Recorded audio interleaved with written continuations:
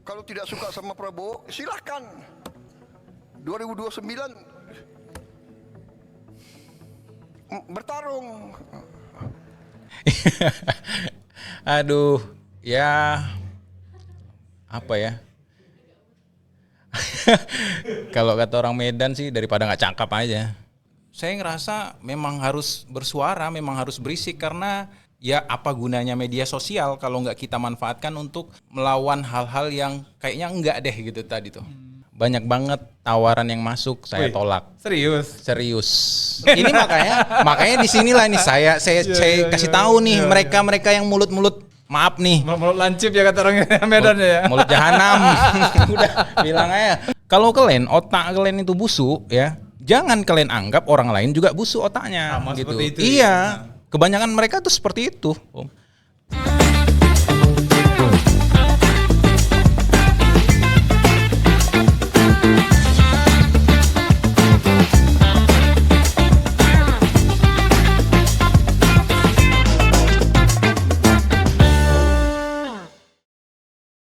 Assalamualaikum warahmatullahi wabarakatuh. Ahoy.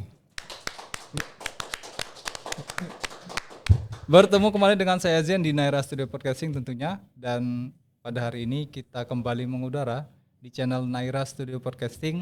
Saat ini kita live di channel Facebook Naira Studio Podcasting. Dan pastinya kami akan selalu mengangkat tema-tema yang menarik, edukatif, dan juga informatif. Makanya tip-tip di belakang ya.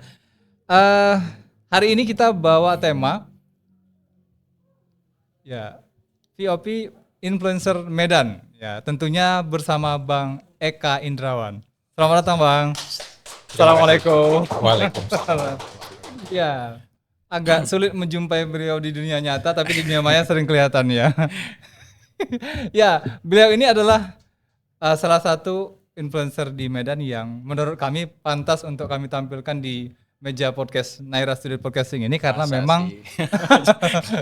karena memang kita masuk pada salah satu segmen loh Bang. Segmen kita pembahasan tentang isu-isu politik ya. Ya memang itu sepertinya menjadi konsennya seorang Bang Eka Indrawan. Benar ya Bang namanya ya? Benar. Oke, ya. Bang Eka ya.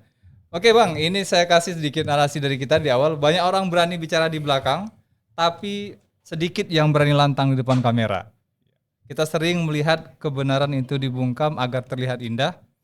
Dan apa hal yang memicu konten kreator mengomentari persoalan politik belakangan ini yang menjadi pertanyaan kita. Terutama sebenarnya kita melihat itu naik ke permukaan itu pada saat kemarin isu banjir Bang. Yap. Isu banjir dan isu-isu sebelumnya. Tapi yang paling ramai dikomentari adalah terkait dengan isu banjir ya. Jadi dalam hal ini kita melihat ada konten kreator anak Medan yang selalu posting dan selalu berkomentar tentang hal-hal seperti itu ya. Dari hal ini kira-kira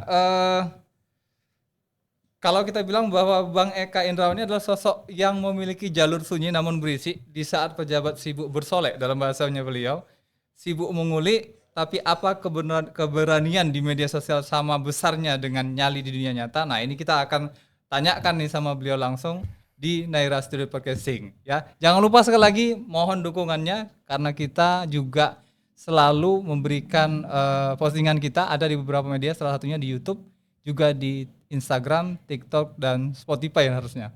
Baik, Bang Indra, kita pengen tanya, apa komentar Abang terkait dengan aksi ataupun katakan hal-hal yang sering diposting atau apa sih yang memicu konten kreator belakangan ini agak berisik di media sosial terkait dengan kebijakan-kebijakan pemerintah? Kalau menurut saya pribadi atau yang menjadi apa yang saya rasakan sih, kayaknya kita udah muak dalam artian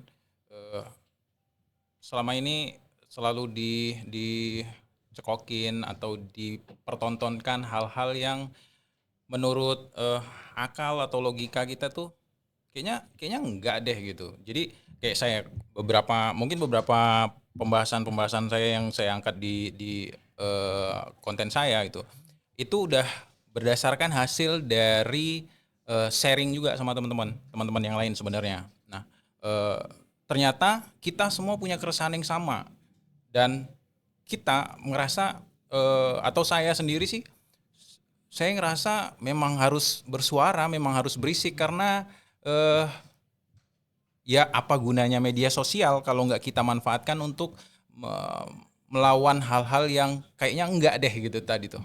Gitu. Baik, baik, baik. Berarti perasaan itu sama ya dirasakan sama teman-teman di influencer yang lain. Iya. Dan saya nggak berani bicara atau nggak berani menyampaikan sesuatu yang saya sampaikan di konten-konten saya kalau hal tersebut nggak terkonfirmasi Valid sama juga ya? iya benar. Saya selalu ngulik dulu. Kadang istri juga di awal-awal tuh sempat mungkin takut ya gitu atau ya takut lah. Tapi ya karena dia pun tahu gitu. Sebelum ini naik, ini udah saya biasanya nulis dulu kan. Saya tulis, setelah saya tulis, saya sharing nih. Saya lempar ke teman-teman yang misalnya paham hukum. Misalnya kalau itu berkaitan dengan kesehatan teman yang dokter atau apa gitu. Jadi saya nggak mungkin berani ngomong kalau itu nggak tervalidasi sama yang memang paham. Dan dari beberapa point of view yang saya ambil. Siap. Oke Bang, sebelum kita jauh membahas tentang konten-konten Bang Eka, kita pengen tahu sebenarnya nama asli Bang Eka ini siapa nih Bang? Eka Indrawan. Itu memang nama lengkapnya ya, bukan nama panggung ya? Bukan. Kemarin kita undang ada nama panggung kan yang buat kita, oh ternyata beda gitu kan. Bang Eka Indrawan ya? Nama panggungnya Bang Eka aja. Bang Eka ya? Siap. Bang, aslinya Abang ini alumni dari mana dan apakah memang ada basic terkait dengan penulisan segala macam sampai kemudian atau katakan dari jurusan politik katakan seperti itu? Enggak, basicnya kalau dari pendidikan saya agribisnis. Universitas Al-Wasyil Medan. Unifa. Iya. Agribisnis, tapi memang dari dulu dari kecil sih. Dari kecil saya tuh suka baca dan enggak terpatok hanya buku-buku apa gitu atau satu apa namanya ya, satu genre gitu enggak. Semua saya bacain. Jadi mungkin itu juga yang membuat kemampuan nulis lah ya, kemampuan nulis saya. Padahal saya sebenarnya otodidak aja nulisnya.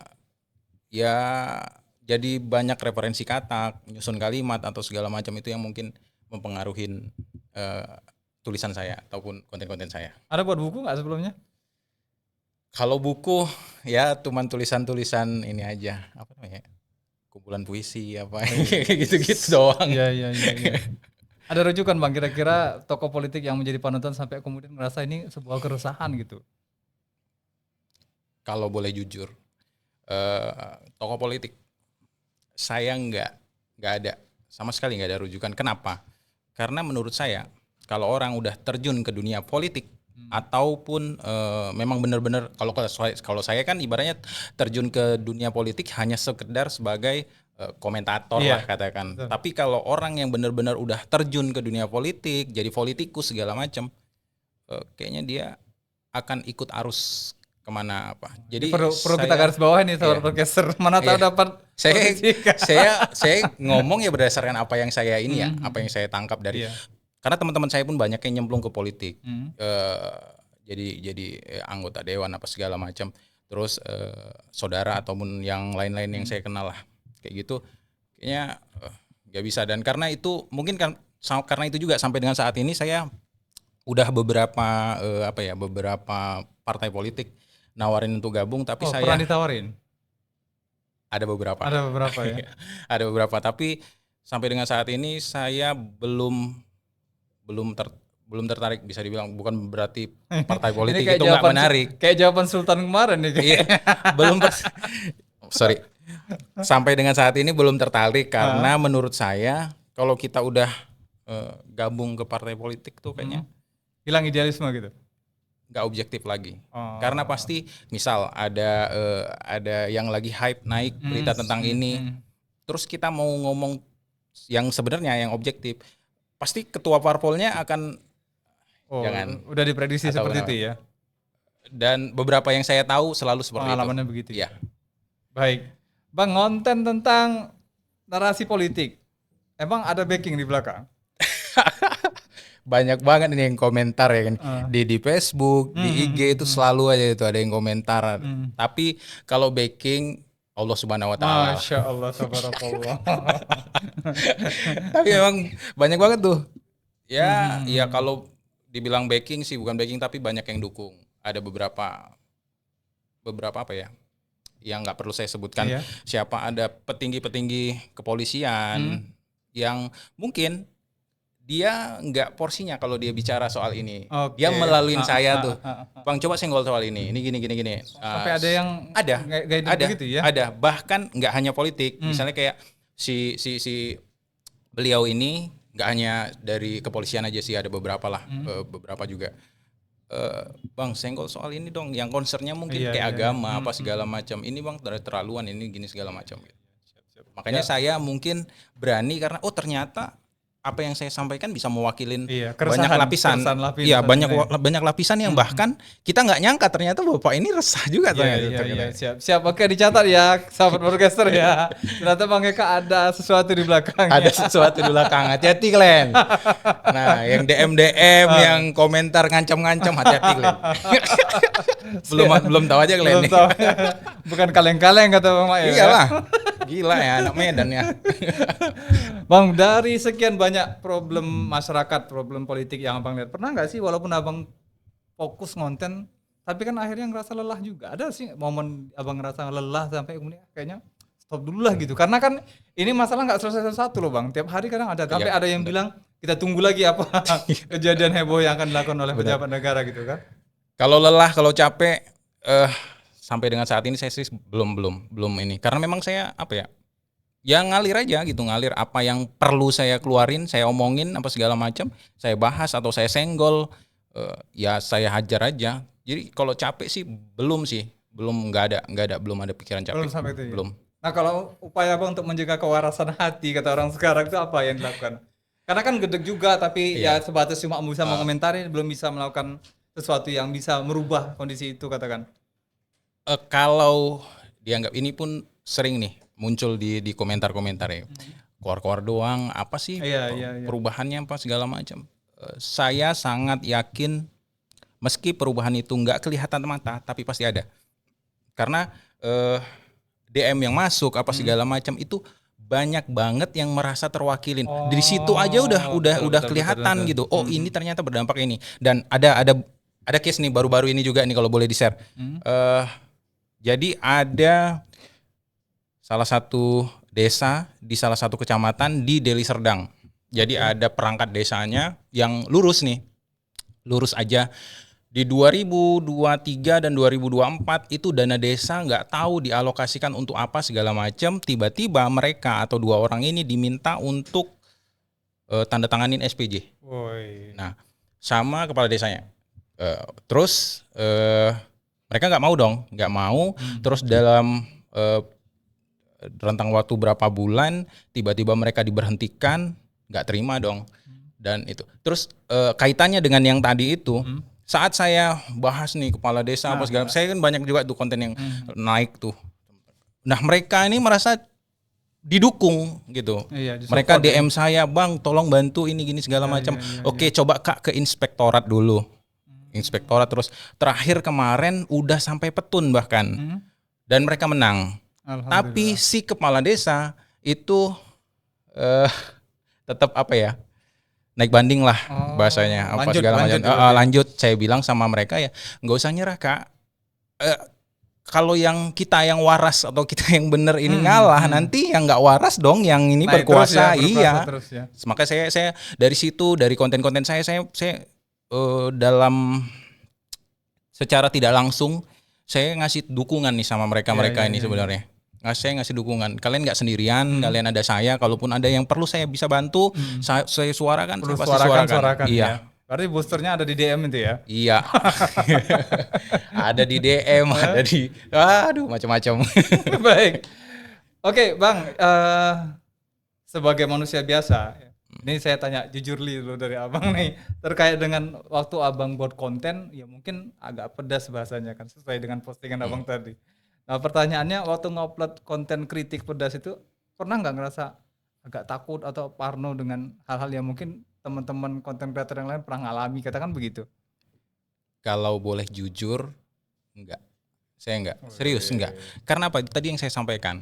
Saya konten yang naik itu saya tulis dulu itu sebenarnya. Saya kayak kalau bisa dibilang ya saya curi ilmunya dari komika-komika lah. Script Ada dulu ada segala macamnya, makanya kayak ada punchline dan segala macam. Nah, itu saya tulis dulu narasinya segala macam, saya lempar. Kayak tadi yang saya sampaikan Sharing gitu ya. ke temen yang paham hukum. Oke. Tolong ya udah kayak secara nggak langsung udah kayak tim lah. Cuman nggak ada secara ikatan, ini iya, ya iya. nggak ada ikatan lah. Nggak ada ikatan kontrak Oke. segala macam. Asal saya share konsep itu tadi, narasi, nanti dia sampaikan kalau memang ada yang bahaya atau pinggir jurang, dia akan sampaikan, oh ini dikoreksi cuy, dikoreksi jadi ini atau ini dipangkas ini jadi ini kan bahaya nih kalau ini gini.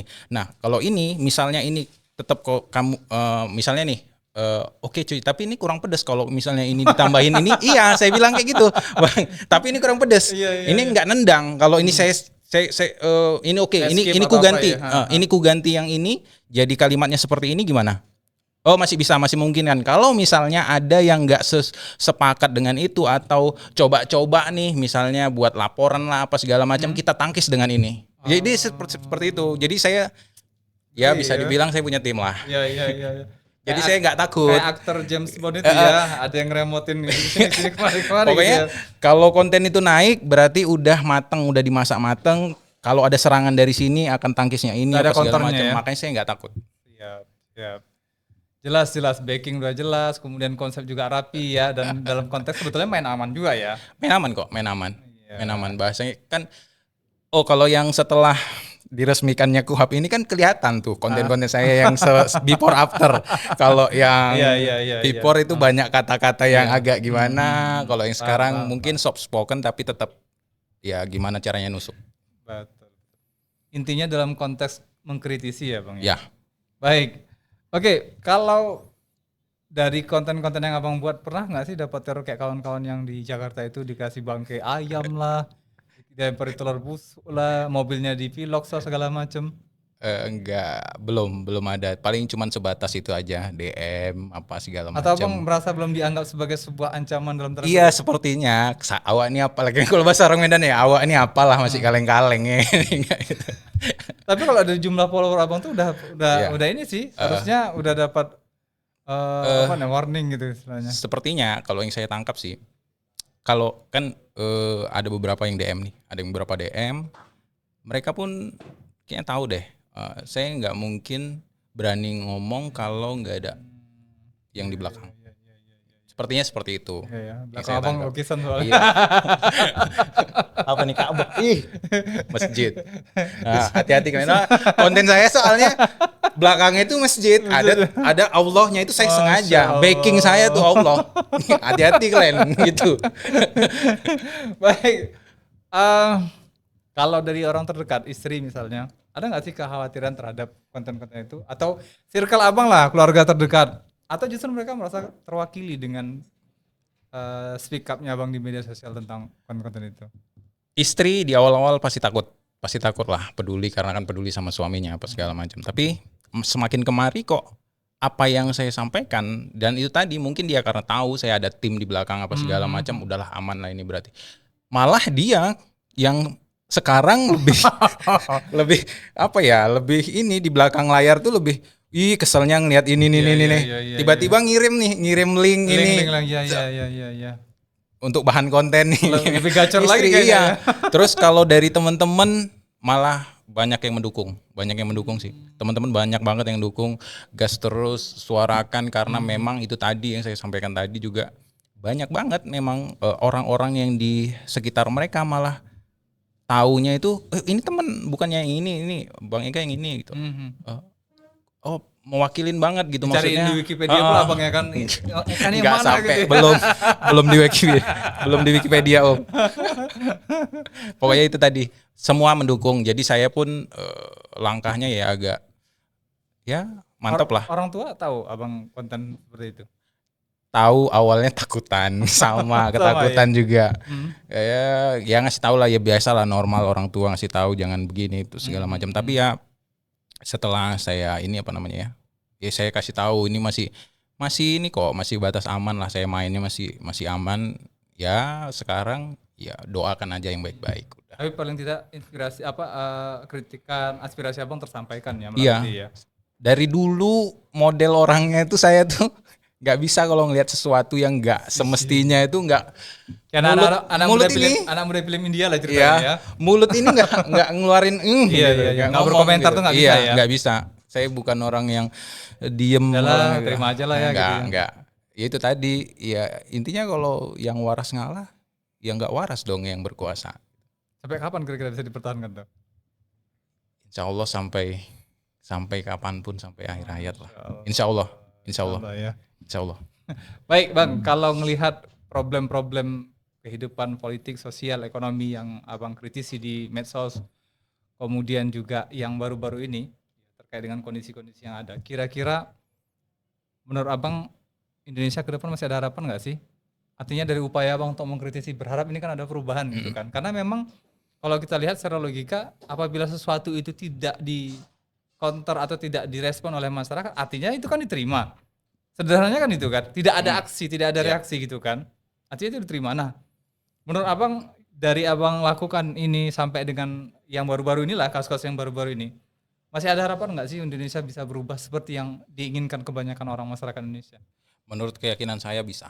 Masih ada harapan. Harapan itu selalu ada, tapi itu kembali lagi ke kitanya, ke teman-teman yang yang sebagai audiens dari media sosial itu sendiri, saat ngelihat sesuatu atau kayak orang-orang seperti saya menyuarakan apa segala macam, kalau teman-teman itu cuman lihat oh gitu aja, atau ini karena belum kecipratan ya, ini makanya gini. Karena sering kan kayak gitu.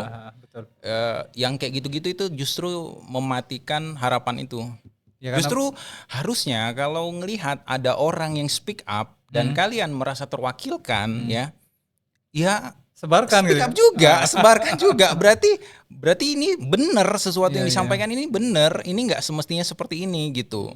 Jadi ya harapan itu jangan dibunuh, malahan kalau saya bilang sama teman-teman yang lihat konten saya ataupun lihat konten teman-teman yang sejenis itu gitu.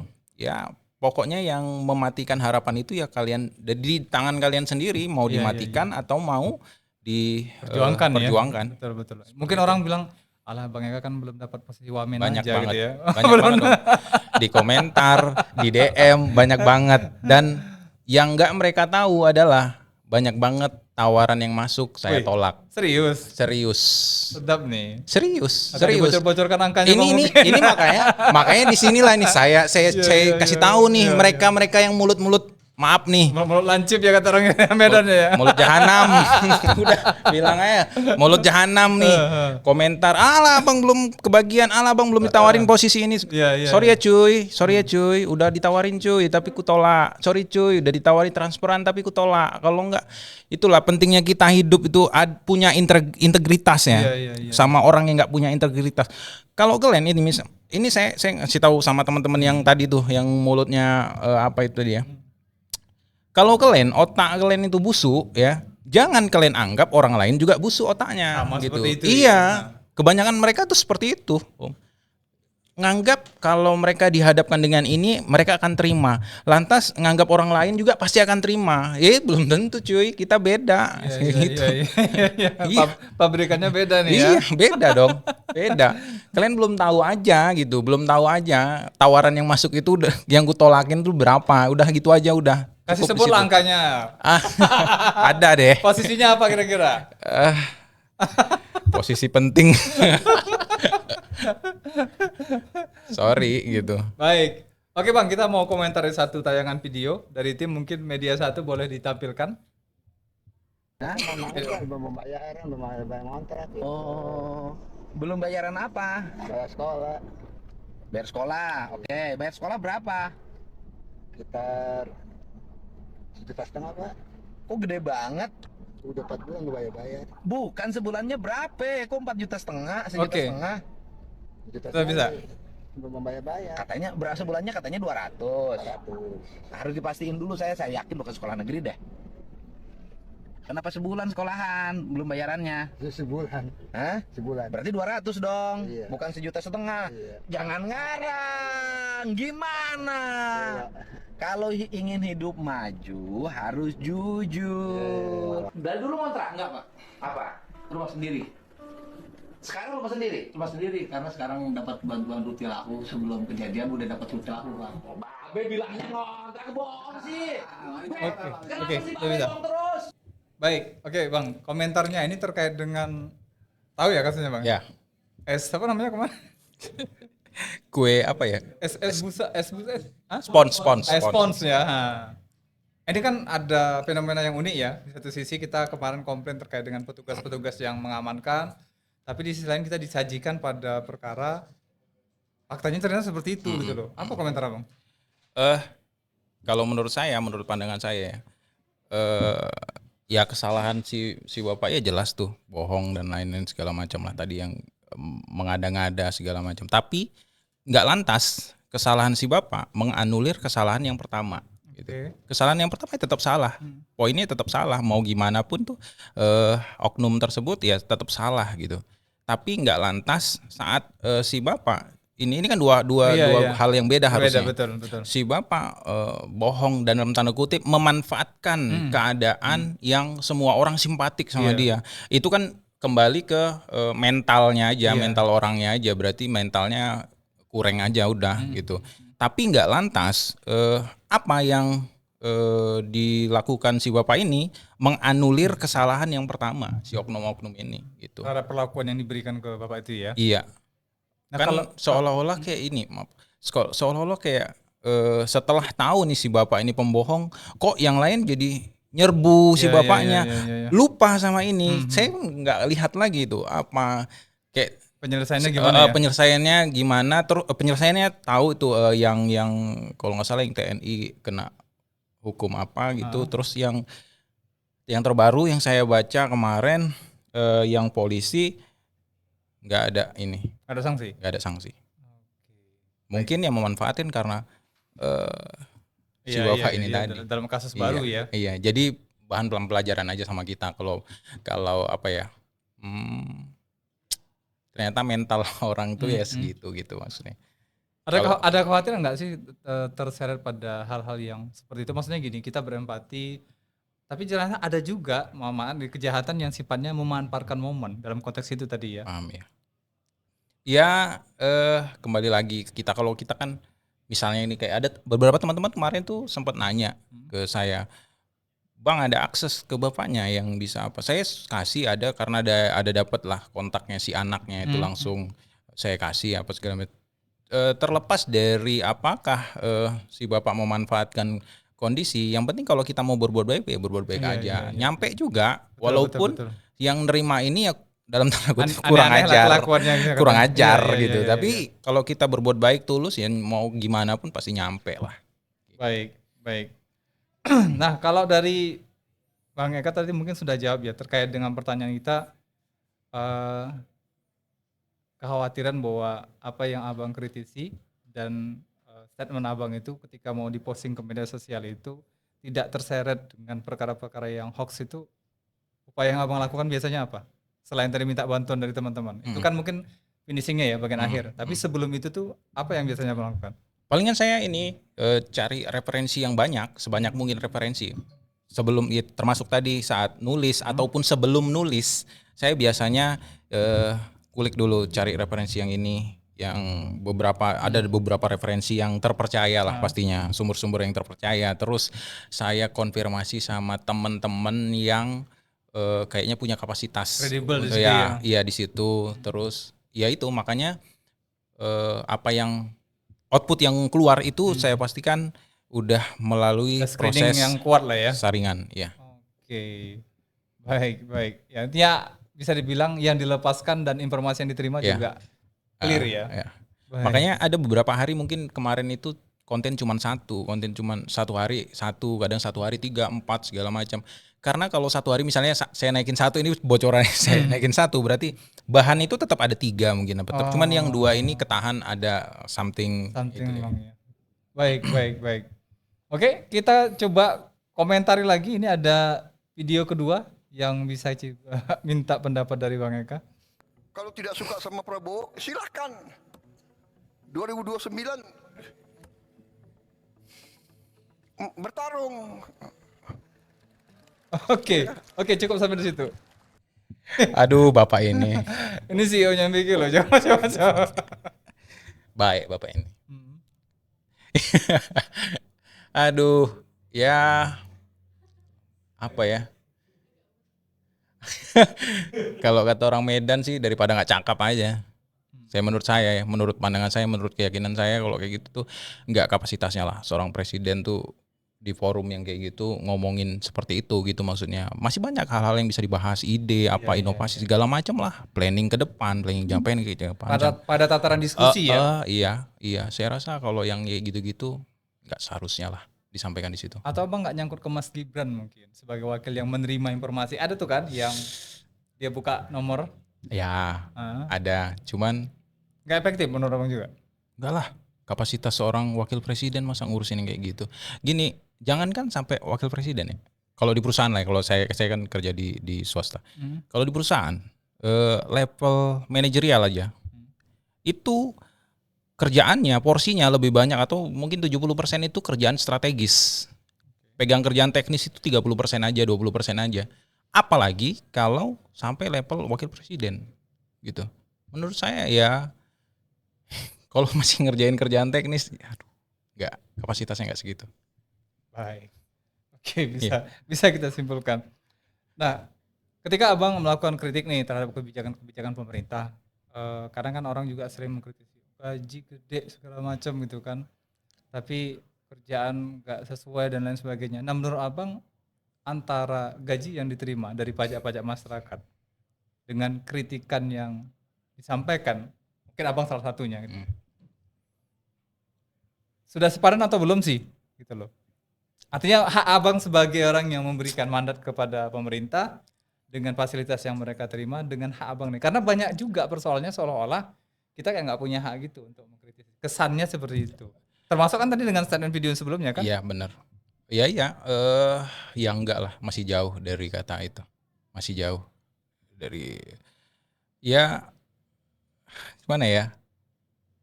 Kalau yang terjadi saat ini kan ataupun yang kita alami lah.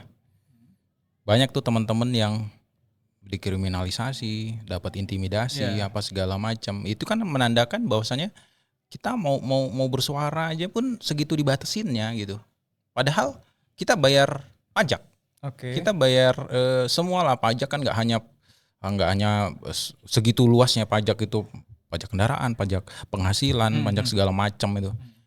Kita semua loh bayar pajak dan ya kita punya hak untuk kita bersuara gitu.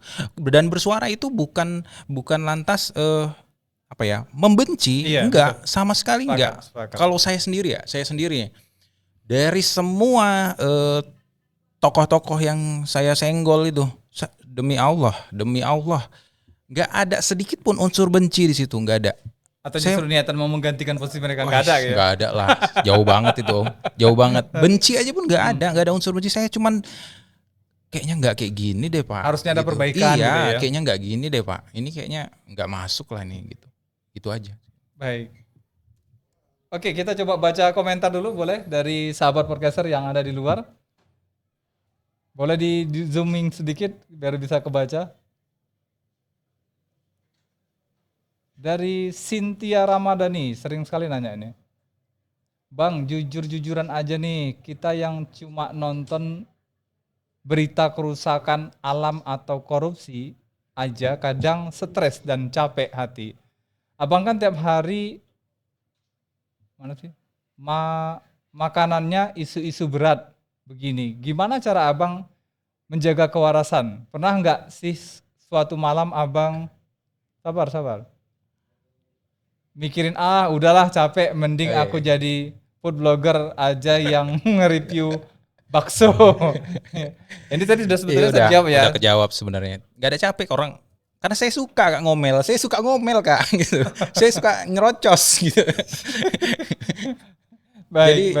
Jadi saya menjalannya dengan ya seneng. Ini Iya. passion saya gitu. Iya. Baik. Boleh dimunculkan lagi pertanyaan?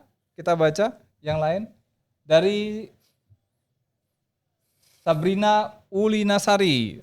Biasanya nih Bang, banyak aktivis atau konten kreator yang vokal di awal tapi pas diajak kolaborasi sama pemerintah atau masuk partai suaranya jadi pelan. Kalau nanti Bang Eka ditawarin posisi strategis dengan dalih memperbaiki lingkungan dari dalam, Abang bakal ambil atau tetap setia jadi pengawas dari luar?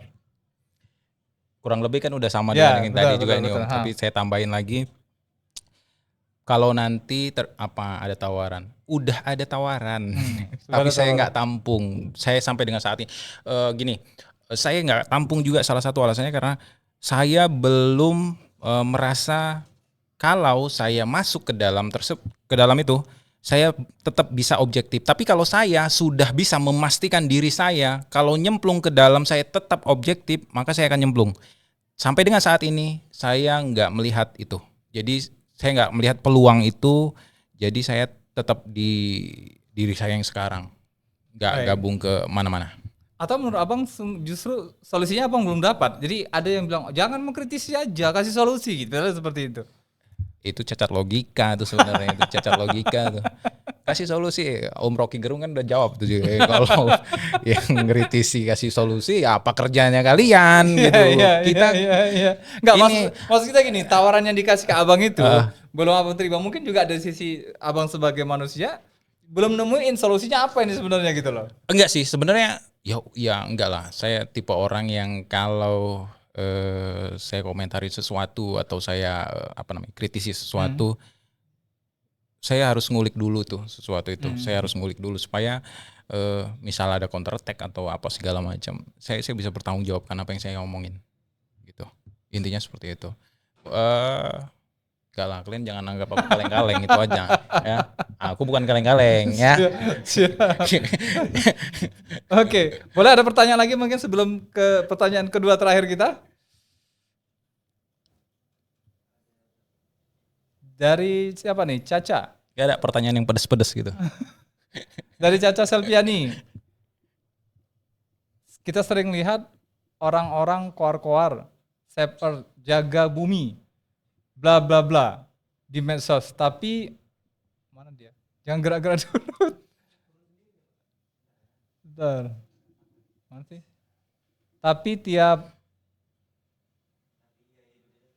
Tapi gaya hidupnya konsumtif kali.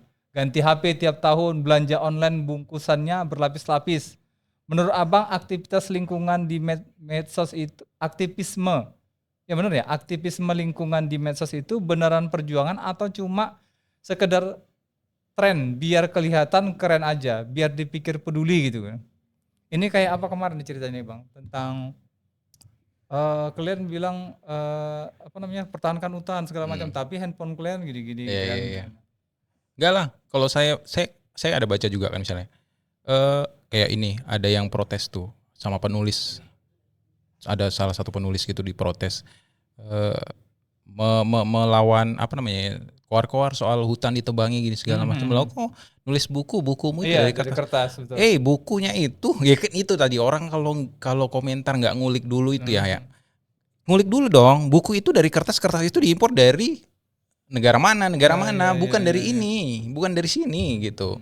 Nah, sementara pohon-pohon yang ditebangin itu diekspor ke luar negeri ya untuk bukan kita yang memanfaatin gitu maksudnya. Konsumsinya bukan di kita. Iya, Ya? bukan kita yang konsumsi itu, orang-orang tertentu, orang-orang tertentu yang memanfaatkan itu, yang menikmatiin itu, bukan kita. Termasuk juga pertambangan kemarin ya.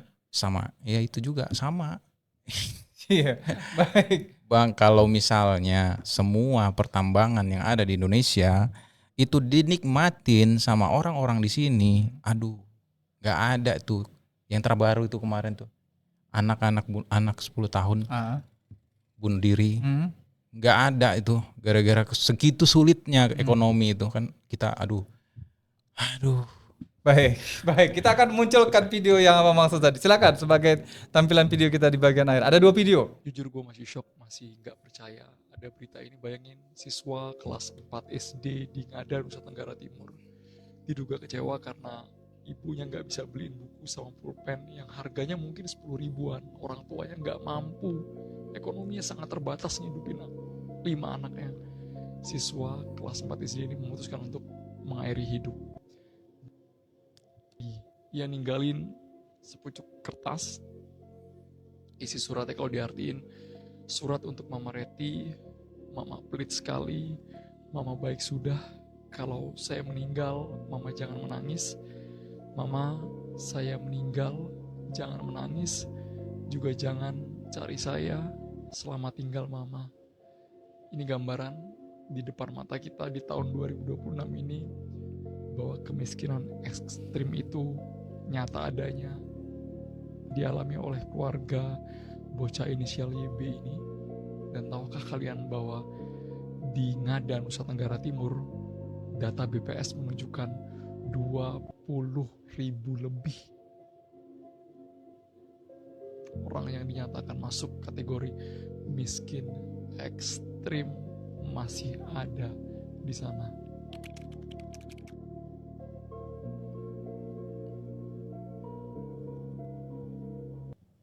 Baik. Jujur gue masih shock, masih Saya pun Komentar shock, abang ya. apa kira-kira? Saya pun shock gitu. Itu tadi seperti yang nyambung yang saya sampaikan tadi, Om. Aduh, segitu berdosanya kita sebagai pemimpin. Kalau saya sih, konsep saya, yang prinsip yang saya percaya, saya pegang lah. Begitu berdosanya saya jadi pemimpin, ada orang di bawah atau di kepemimpinan saya yang sampai sebegitunya gitu, sebegitu berdosanya saya jujur nggak hanya Om yang tadi itu aja, saat melihat itu tiba-tiba keluar air matanya. Saya tadi pagi pun masih aduh segininya ya, aduh kok sulit berkata, tapi maksudnya separah ini ya gitu. Kita banyak banyak kekayaan alam, banyak tambang, banyak apa segala macam. Di sekitaran situ bahkan itu tadi masih banyak yang di bawah garis kemiskinan bahkan. Nah, di mana ininya? Di mana manfaat atau faedah dari tambang-tambang ini tadi?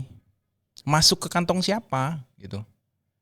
Kan nggak fair lah kita saat kita jadi pemimpin, makan sehari 3 kali atau 4 kali atau 5 kali bahkan makanan yang enak-enak apa segala macam, sementara di kepemimpinan kita ada yang kelaparan 1 hari aja nggak makan. Itu kayaknya gimana ya, kita nggak pemimpin sih itu. Ya siapapun lah pemimpin di provinsi itu, mau pemimpin negara, pemimpin dari yang provinsinya, terendah ya. iya sampai dengan kepala desanya bahkan. Kalian belum jadi pemimpin aja. Baik. Oke, mungkin pertanyaan terakhir ya dari saya, bahwa memang ya itu tadi memang sebuah fenomena yang menurut kita perlu menjadi sebuah pelajaran ya, tamparan keras itu kan, bahwa selama ini seolah-olah di media ya dipertontonkan kehidupan yang mewah ya, pemimpin kita yang kita lihat hidupnya fasilitas kurang sampai salah ngitung harga kos-kosan kemarin ya, kalau kita lihat gitu kan. Dan inilah faktanya gitu. Kita berharap sebetulnya sahabat podcaster dan para teman-teman influencer di luar sana, bahwa tugas kita sepertinya belum selesai ya, untuk menyuarakan ini agar kemudian rasa keadilan itu bisa muncul ke permukaan. Tapi Bang, ada pertanyaan terakhir dari saya ke Bang Eka ini. Kalau ini berkalau-kalau, berandai-andai, kalau seandainya Abang mau nggak mau harus masuk ke dalam partai atau katakan masuk ke dalam pemerintahan, ya, kira-kira Abang masih pilih sebagai oposisi atau koalisi? Oposisi. Saya oposisi. Karena menurut saya, menurut yang keyakinan saya ya, nggak sehat negara kalau oposisinya itu nggak kuat. Karena oposisi ini yang jaga negara ini, atau pemerintahan yang agak-agak gimana itu tetap berada di jalurnya. Ini oposisi tugasnya kan salah satunya yaitu untuk kalau udah mulai nyeleweng, udah mulai keluar dari rel, gitu. ya saya rasa saya akan ambil porsi itu di situ. Baik, Ya. baik. Oke Bang, terima kasih banyak sudah hadir di Naira Studio Podcasting dan itu Terima jadi kasih. pertanyaan terakhir dari saya. Sekali lagi sukses terus untuk Bang Eka dan Amin, tetap terima harus kasih. menyuarakan kebenaran ya di tengah Semuanya kondisi yang tidak baik-baik saja ini ya, baik dari segi sosial, politik dan ekonomi yang memang membuat kondisi kita menjadi bimbang dalam menyikapi sesuatu ya Bang ya. Siap, pastinya. Ada pesan-pesan untuk teman-teman influencer mungkin? Teman-teman influencer ya, ini pesannya gini, kalau di Islam ya, saat kita melihat kemungkaran itu cegah dengan tangan. Artinya kalau kita punya kekuasaan, kalau kita punya power, kalau kita punya kemampuan melawan dengan kekuatan tersebut atau kekuasaan kita itu, gunakan. Kalau kita nggak punya itu, gunakan dengan lisan. Nah, itulah yang sedang saya lakukan dan saya harap teman-teman yang di dunia ini, influencer ini, gak usah takut lah. Kadang saya menjumpain itu gitu. Saya sempat ada DM juga yang masuk, Bang, ngambil di jalur tersebut, followers sudah banyak, nggak takut tuh, nggak ada built-in yang masuk, nggak ada. Sesempit itukah kalian memahami rezeki yang bahkan itu udah ditentukan sebelum kita lahir? Nah itu tadi. Nah porsi saya itu tadi, melawan kemungkaran dengan lisan. Ya, karena selemah-lemahnya iman adalah yang saat melihat kemungkaran diem aja. Baik, baik. Terima kasih sekali lagi Bang sudah membuat statement terakhir yang luar biasa. Ini lama-lama jadi Ustadz Eka. Enggak lah, masih belajar. Ya, sekali lagi semoga teman-teman sahabat podcaster di luar sana terinspirasi dari apa yang disampaikan oleh Bang Eka, dan sekali lagi juga kami mohon maaf pada sahabat podcaster yang pertanyaannya belum bisa kami bacakan satu persatu, tapi intinya nanti insya Allah dibalas lah sama Bang Eka melalui channel kita di Naira Studio Podcasting. Siap. Terima kasih Bang, saya undur diri. Assalamualaikum warahmatullahi wabarakatuh. Ahoy!